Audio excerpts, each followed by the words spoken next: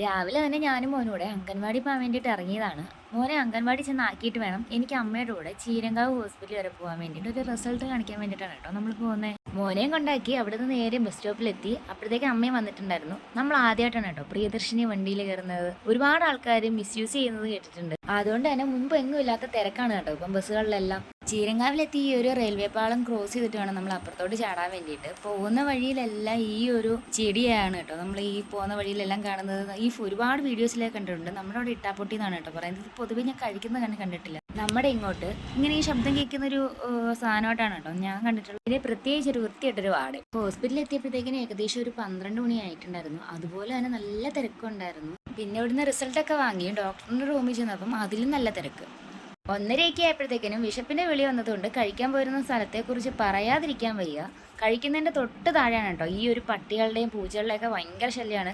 കഴിച്ചെന്ന് വരുത്തിയിട്ട് അവിടെ നിന്ന് എണ്ണീറ്റ് വരേണ്ട അവസ്ഥയായിരുന്നു. പിന്നെ റിസൾട്ടൊക്കെ കാണിച്ചിട്ടായിരുന്നു കേട്ടോ നമ്മൾ തിരിച്ച് വീട്ടിലോട്ട് വന്നിട്ട്